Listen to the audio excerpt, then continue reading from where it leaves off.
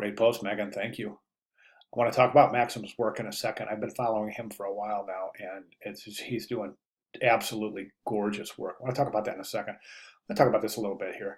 I agree.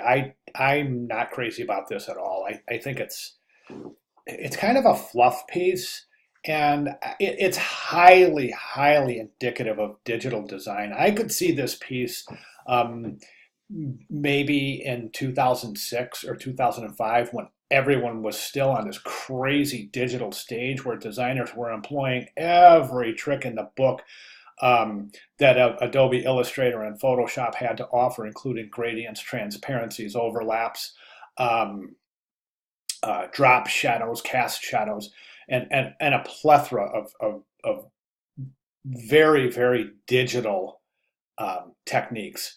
So I agree. I'm not crazy about this. It almost reminds me of the old MTV branding campaign where they had this kind of multiple textures and surfaces converging together to create interesting graphics.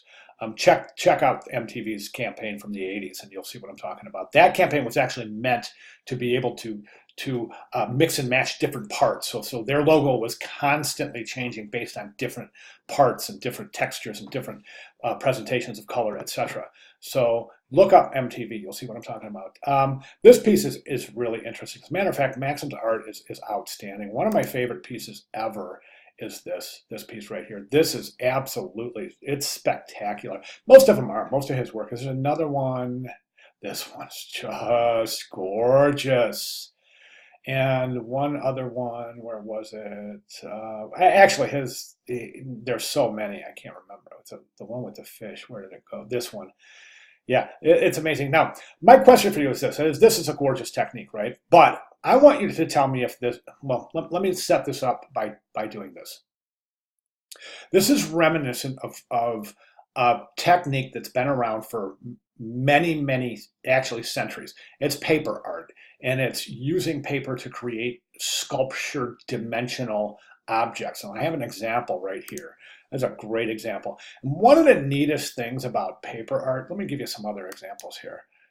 One of the neat things about paper art is the way that the light hits different individual aspects of the art itself, right? And let me see if I can look up paper. Here's a good example right here. That's all made with paper, believe it or not. And it's beautiful, isn't it?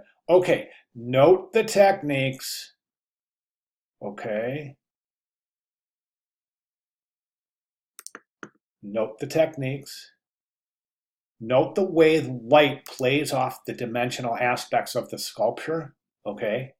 Lock this in your mental landscape, then look at this. Do you see any similarities? I see extreme similarities. Now, given this is absolutely gorgeous work, but my question to you is this original work?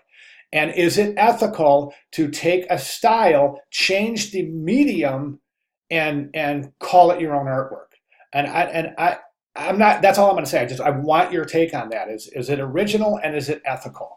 So let me know what your thoughts are, and then I'll expound and I'll give you my ideas. Okay? Sound good? Thanks, Megan. Great post. Thanks so much for sharing. Oh, by the way, great job expressing your thoughts and observations in your writing. Very good, very thorough. Thank you so much.